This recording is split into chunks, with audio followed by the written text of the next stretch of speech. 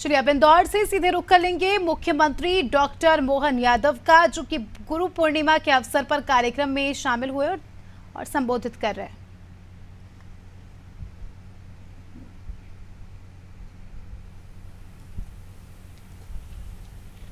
विश्वविद्यालय के गुरु पूर्णिमा पर्व के इस अवसर पर मेरे साथ आज के इस अवसर पर दो स्मृतियां जुड़ी हुई और ये मैं मान के चलता हूँ कि आज का ये जो कार्यक्रम हुआ उसका अगर कहीं से सूत्र पड़ा या बीज पड़ा है तो ये देवी अहिल्या का यही प्रांगण है जहाँ हमने ये निर्णय किया था, ये विचार किया था कि कुलपति का नाम बदल करके कुलगुरु करेंगे। कई कारणों से, उसमें से एक बड़ा कारण इंदौर में मेरे यहाँ रहने का भी था। मुझे इस बात का मन में संतोष भी है कि जब मैंने विचार किया तो मैं उच्च शिक्षा मंत्री था और जब परिणति हुई तब मैं मुख्यमंत्री हो गया। तो जो माननीय त्रिपाठी जी ने बात कही है कि गुरु का हाथ पकड़ते ही कैसे उद्धार होता है, ये उसका उत्कृष्ट उदाहरण है। और काल के प्रवाह के ऐसे कई उदाहरण हम देखें, आज के परिप्रेक्ष्य में भी देखें तो ध्यान में आएगा। हम कभी कल्पना करें कि भारत के अंदर जो राष्ट्रवादी शक्तियां हैं जो विचार करती है कि हमारी ये जो संस्कृति के अंदर विविध प्रकार के पर्व है, उत्सव है, इनका मनाने के पीछे उद्देश्य क्या है और उसकी प्राप्ति क्या है।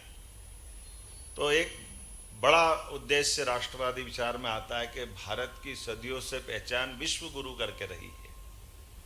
अब ये विश्व गुरु करके पहचान बनाने का जो भाव आया है, इस भाव का क्या अर्थ है? कोई विश्व का सबसे धनी देश बनने की इच्छा रखने वाली बात है क्या कि मैं विश्व का, भारत को सबसे धनी देश देखना चाहता हूँ, या ऐसे किसी ने कामना की? नहीं। तो फिर गुरु का बनने की इच्छा होना या गुरु को रूप में होना, तो ये बिना कहे भी जैसे भावना होना, ये उसी गौरवशाली अतीत से जोड़ना चाहती है। हमारी गुरु परंपरा समूची मानवता को धन्य करने वाली परंपरा है, मुझे इस बात का भरोसा है। इसलिए उस मानवता को सच्चे अर्थों में जानने की संस्कृति दुनिया में कहीं सबसे प्राचीन संस्कृति है, तो हमारी भारतीय संस्कृति जो गुरु परंपरा को लेकर चलती है, उसको पुनर्स्थापित करने का अभियान चलता है। और इसीलिए अब ये बड़ी कठिनाई बात है कि देश की आज़ादी के बाद ये दुविधा हो गई। सर्वपल्ली राधाकृष्णन जी के नाम पर या उनके जन्मदिन के अवसर पर शिक्षक दिवस हुआ, तो शिक्षक दिवस होना अच्छी बात है, लेकिन गुरु पूर्णिमा कहाँ चली गई? तो गुरु पूर्णिमा का अपना महत्व है, शिक्षक दिवस का अपना महत्व है। अब गुरु और शिक्षक में भी अंतर करने जाओगे तो ये भी बड़ा अलग अलग ढंग से लोग बताते हैं। कई सारे विषय माननीय विद्वान त्रिपाठी जी ने बहुत अच्छे विस्तार से कहा। मैंने भी पूछा था कि दोनों में से अंतर बताओ, तो कहने का जो पाठ्यक्रम पढ़ा है वो शिक्षक, सिलेबस से पढ़ा है वो शिक्षक, और सिलेबस के अंदर बाहर अर्थात न और छोर मिले वो गुरु। सिलेबस के पहले भी दिखाई दे और सिलेबस के बाद भी दिखाई दे, ये अपने अपनी जैसे ये उसी प्रकार से न कि फल और बीज में से पहले कौन आया? बीज नहीं होता तो फल कहाँ से आता, और फल नहीं होता तो बीज कहाँ से आता? हमारी जिज्ञासा हो सकती है ना समाधान की दृष्टि से। अब इसको हम कुछ उदाहरणों से समझ लें वर्तमान के दौर में कि हमारे यहाँ, मैं इस बात के लिए शुरू से इस पक्ष में रहता हूँ कि मकर संक्रांति, तो मकर संक्रांति हमारी खास करके बहनों के लिए, महिलाओं के लिए, सुहागन स्त्री के लिए, ये हमारे एक एक त्यौहार हमारी उस जड़ों से जोड़ते जिसकी आवश्यकता है। तो मकर संक्रांति केवल हम पुरुष पतंग उड़ाएंगे ऐसा नहीं, तो हमारे यहाँ बहन बेटी कोई भी गरीब से गरीब भी होगी, वो 5 प्रकार के सामान तो कोई को देने में विश्वास करती है ना। तो बांटो, जियो और जीने दो, कोई सिद्धांत का सबसे अच्छा उदाहरण अगर कहीं है तो मकर संक्रांति का उत्सव है। हमको ध्यान में आता है तो क्यों नहीं मनना चाहिए मकर संक्रांति? हमने 7 दिन का उत्सव हमारी सरकार ने मनाया। गुड़ी पड़वा बाद में आती, तो गुड़ी पड़वा ये हमारा वर्ष प्रतिपदा का बड़ा विशेष महत्व है, ये क्यों नहीं होना चाहिए? ऐसे गुरु पूर्णिमा का हिस्सा है। गुरु पूर्णिमा के अंदर जाएंगे तो अपन बहुत आगे की बात तो विद्वान बताएंगे, लेकिन कुछ उदाहरण तो हमारे सामने है ना। अब स्वामी विवेकानंद का हमारे सबके सामने उदाहरण है। अगर रामकृष्ण मिशन के संस्थापक, या अब तो संस्थापक तो विवेकानंद जी है, लेकिन उनके गुरु कौन है? तो अब ये कॉलेज से जुड़े हुए विषय के प्रसंग में ध्यान में आ जाएगा। बीएससी किए हुए थे विवेकानंद जी, लेकिन उनको ध्यान में क्या है कि कौन गुरु, और गुरु से उनने क्या कल्पना की, भगवान के दर्शन कराओ और क्या क्या सब विवेकानंद को पढ़ा सब लोगों ने। लेकिन रामकृष्ण अगर विवेकानंद के जीवन में नहीं आते तो उनकी जिज्ञासा का समाधान होता क्या? विवेकानंद विवेकानंद बन सकते थे क्या?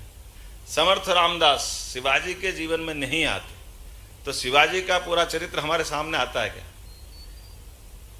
और आगे चलो, हमारे सामने भगवान कृष्ण का जीवन सबके सामने है। भगवान ने बड़ा पराक्रम किया, बिल्कुल गोकुल वृंदावन से आकर के कंस को मारा, कंस की सत्ता। लेकिन एक बड़ा काम तो उस समय भी उन्होंने किया कि कंस को मारने के बाद भी भगवान कृष्ण ने स्वयं ने सत्ता नहीं पकड़ी।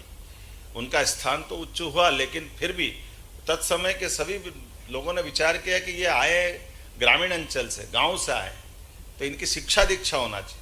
तो शिक्षा की महत्ता हमारे समाज ने फिर स्थापित की और उग्रसेन महाराज को कुर्सी दे दी, लेकिन इनको पढ़ने के लिए भेजा।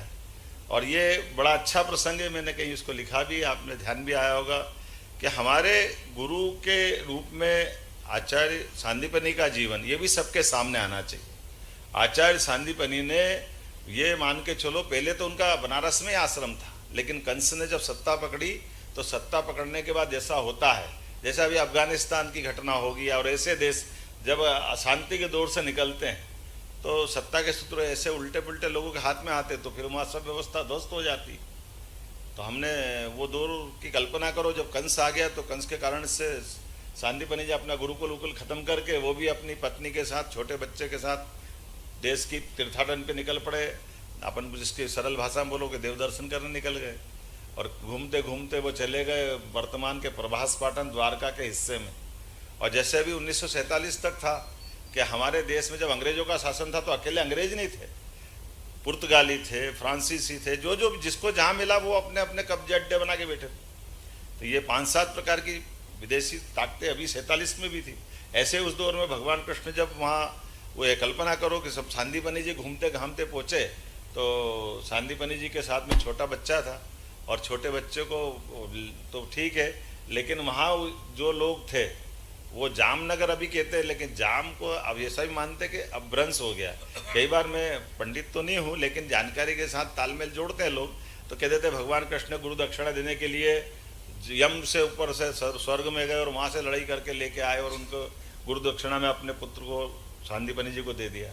अब हम व्यावहारिक रूप से देखें कि भगवान अगर स्वर्ग में जाके करते तो फिर वो कृष्ण बन के क्यों आए? विष्णु भगवान के रूप में निपट लेते, कंसवंश को पैदा ही नहीं होने देते। काय की कहानी है? जब वहीं से करना है तो फिर यहाँ क्यों आना है? तो भगवान ने यथार्थ में मनुष्य रूप में जन्म लेकर के अपने एक एक कदम से इस अन्याय के खिलाफ, अधर्म के खिलाफ, श्रेष्ठता के लिए जो लड़ाइयाँ लड़ी, जो उनके पुरुषार्थ का पराक्रम है, वो सबके सामने आना चाहिए। और इसीलिए भगवान कृष्ण ने जब शिक्षा ग्रहण करने सांदीपनि के आश्रम में आए, तब तक मैं जो बता रहा था कि सांदीपनि जी वो जो प्रभास पाटन का क्षेत्र में यम नाम की जाति के लोग थे, वो इस देश के नहीं थे और एक तरह से आतंकवादी मान लो। उनने पकड़ा, सांदीपनि जी की ख्याति प्रसिद्धि तो थी कि हमारे बच्चों को सिखाओ, आपको ये 64 कला 14 विद्या सब आती है। जैसे आज का कोई परमाणु वैज्ञानिक अपना अगर पाकिस्तान की बॉर्डर से निकले तो पाकिस्तान के लोग पकड़ेंगे कि नहीं पकड़ेंगे उसको? जो दुश्मन देश है वो तो पकड़ते ही हैं। विद्वान को हर एक को उनका अपना ढंग से उपयोग करना चाहता, लेकिन सांदीपनि जी डरे नहीं, धमके भी नहीं, और अन्याय अत्याचार जो करना सब कर लिया। उन्होंने कहा हमारे बच्चों को से, उन्होंने कहा मैं केवल राष्ट्रवादी अपने देश के बच्चों के लिए शिक्षा दे सकता हूँ, तुम हमारे देश के नहीं हो। मैं विदेशी बच्चों को, और खास करके जो हथियारबंद गिरोह की तरह, आतंकवादी की तरह, उनको तो मैं दूंगा ही नहीं। तो अब जैसा होता है कि आतंकवादी आज भी कोई पकड़ बनाते हैं, अपहरण करते, तो अपहरण उनके बच्चे का कर लिया, उनको मारा पीटा और रवाना कर दिया। अब एक बच्चे को छोड़ के सांदीपनि जी उज्जैन तक वापस आए, पति पत्नी दोनों, केवल इस बात के लिए कि वो देशभक्त को शिक्षा देना चाहते हैं, जो अपात्र है उनको शिक्षा नहीं देना चाहते। ऐसा कहते हैं कि जब वो 1 साल 2 साल 3 साल 11 साल 12 साल के ज़्यादा टाइम निकल गया, 11 साल की उम्र में भगवान कृष्ण यहाँ आए उज्जैन में शिक्षा ग्रहण करने। और शिक्षा ग्रहण करने आए तो ये भी आप जानते हो कि जब कंस को मारा तो पराक्रम किया, पूरी मथुरा आनंद में डूबी थी, लेकिन कंस का ससुर जरासंध था और जरासंध और शक्तिशाली था, और जैसे उसको लगा कि मेरे दामाद को मार दिया, किसने मार दिया, उसने सेना रवाना की और इधर उज्जैन भगवान कृष्ण में शिक्षा ग्रहण करने आए। तो जल्दी जल्दी उनकी शिक्षा प्रारंभ हुई, लेकिन कुशाग्र बुद्धि थे, तो 64 कला 14 विद्या सब कुछ हासिल कर ली और जाकर के 64 दिन में मथुरा में संदेश आ रहे कि तुरंत आओ तुरंत आओ तुरंत आओ। तो वो मथुरा की जाने की तैयारी करने लगे। एक दिन पहले गुरु माता ने कहा कि कृष्ण आप जा रहे हो कल, तो अपने गुरु को दक्षिणा क्या दोगे? कृष्ण भगवान ने कहा कि माँ आप जो चाहोगे, क्योंकि ये मान के चलो गुरुकुल तो परंपरा ये थी, पिता पुत्र की तरह अपने गुरु माता गुरु अपने बच्चों को रखते थे, ऐसे विद्यार्थी को रखते थे। तो उन्होंने कहा कि आप बताओ क्या चाहिए? तो बोले अगर वो रोते, उनने कहा कि हम एक कष्ट से गुजर रहे हैं, ये हमने किसी से नहीं बोला, लेकिन हमको लगा कि तुम सर्वथा योग्य हो, अगर दे सकते हो गुरुदक्षिणा में तो तुम्हारा जैसा तुम्हारा भाई है, मेरा पुत्र है जो वर्तमान में प्रभास पाटन में है, वो लौटा लाओ। कृष्ण भगवान ने कहा ठीक है, मैं मथुरा बाद में जाऊँगा, भले ही जो होना हो जाए।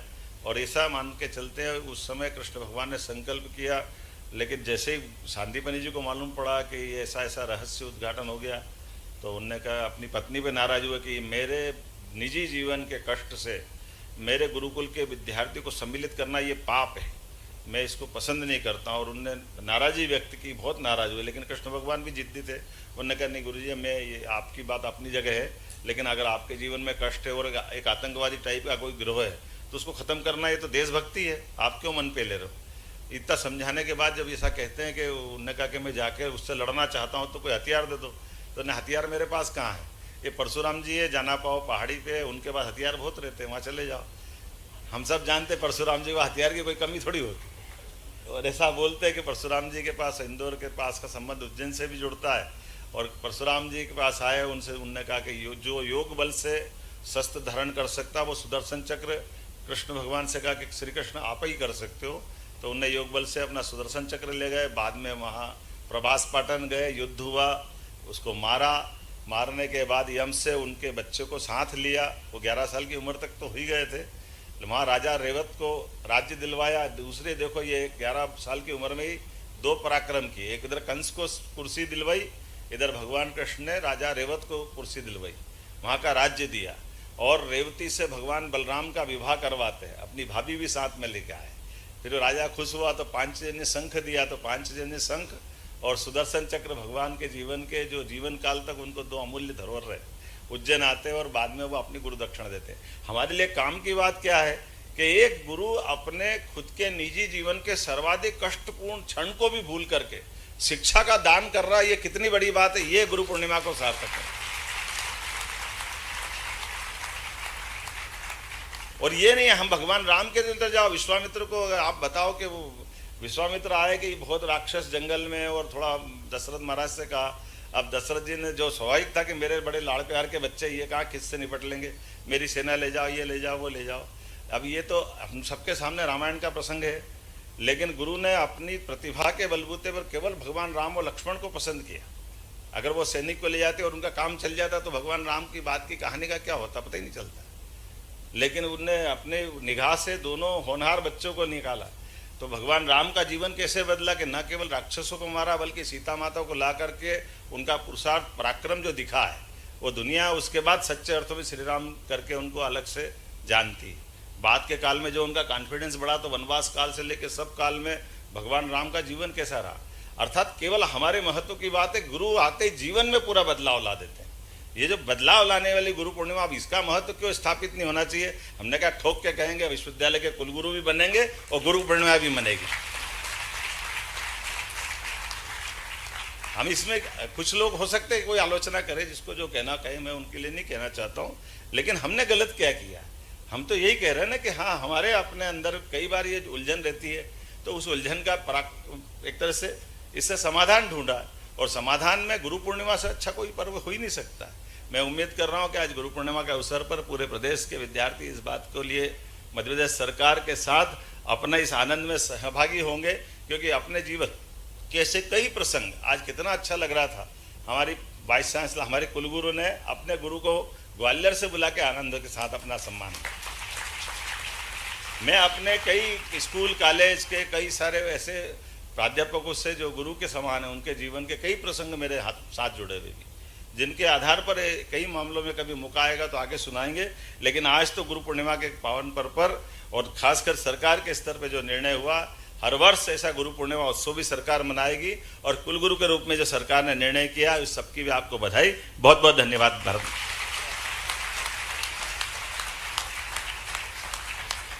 धन्यवाद माननीय मुख्यमंत्री जी।